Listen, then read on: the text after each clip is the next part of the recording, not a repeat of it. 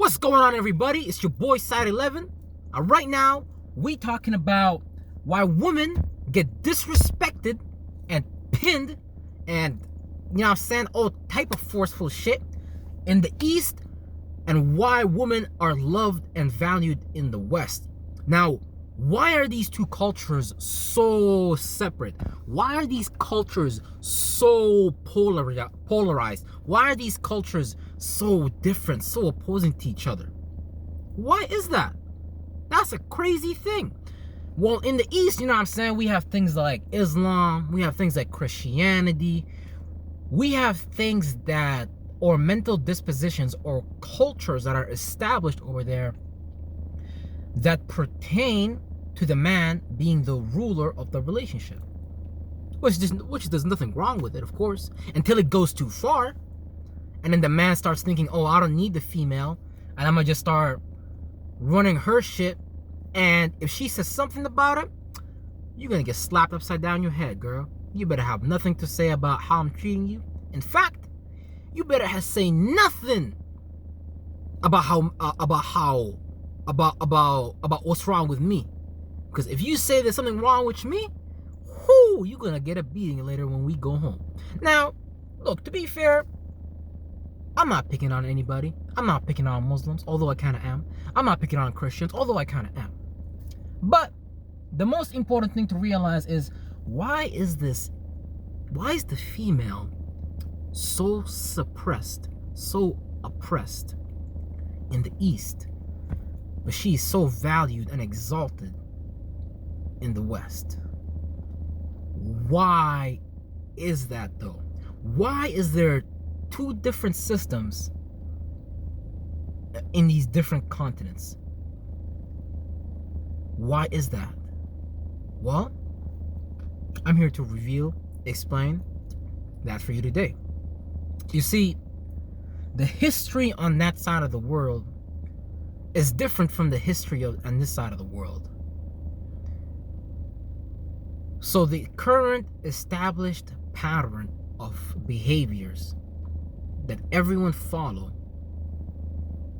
is nothing but a pre-established program that's been running there for a while, for time now. Now, to be fair, there is some of my Muslim brothers who know how to treat their females right, but there's others of my Muslim brothers that take advantage of their female, take her for granted. Because you can see that in the church, whether it's in Islam, the feminine energy itself is heavily suppressed, heavily oppressed. Now, why is that, though? Because you see, the female is very, very powerful. The female can call upon the ether. The female has more access to the feminine mysteries. The female can use the subconscious or the yin realm and connect with the subatomic beings and existences far more better than a man could. So you can see how this power can be taken advantage of. Females, sit in front of the church and sing. Do what we objectively tell you to do, because it's for your own protection. It's for your own good. We are protecting you. And whenever someone wants to protect you and not teach you how to protect yourself, that is someone who's getting ready to harness and manipulate your flow of energy. Now, in the West, on the other hand, females are exalted, females are upholded. In fact, in the West, it's so extreme that a man is now, to a degree, below the female. Men are thought to be feminine. Men are thought to be submissive. Men are thought to, be simps, basically.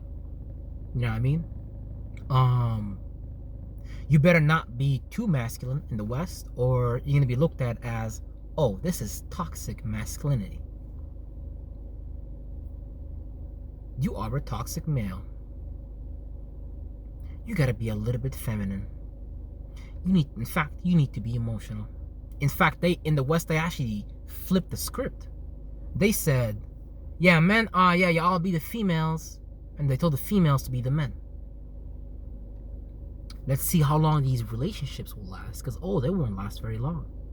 Unless you're aware, you've diligently thought yourself, or you teach yourself, or you're self-thought about the current narrative that is being established by the powers that be.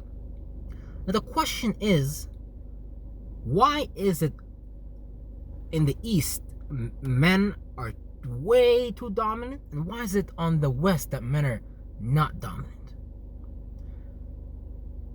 It's very interesting.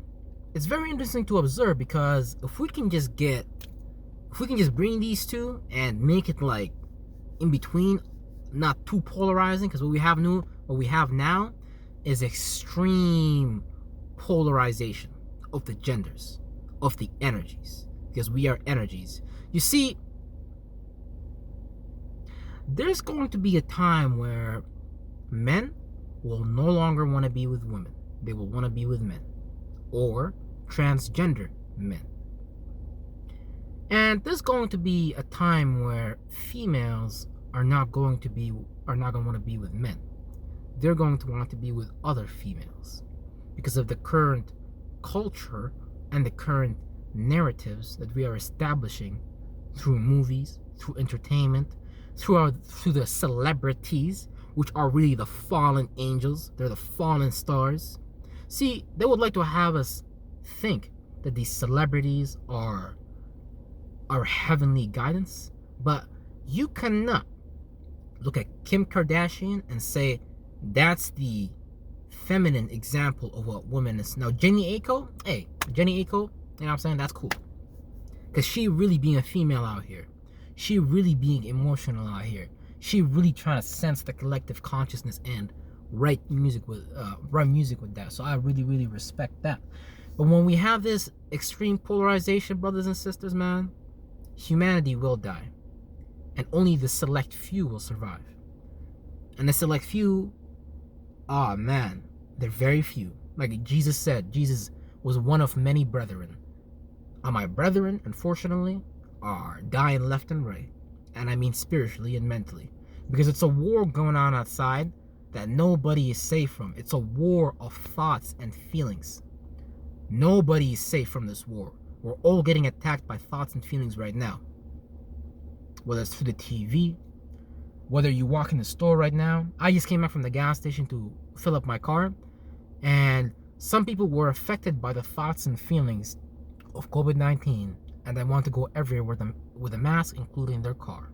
But there's other people that are not affected by those thoughts and feelings, that just want to go anywhere, how they please, how they want. Brothers and sisters, we're being divided by a very large degree, and the enemy has 7 heads or 5 heads. The enemy is a hydra. It's corporations, it's CEOs who understand how to manipulate you and make you their bitch. Not just for your lifetime. I'm talking about for generations to come.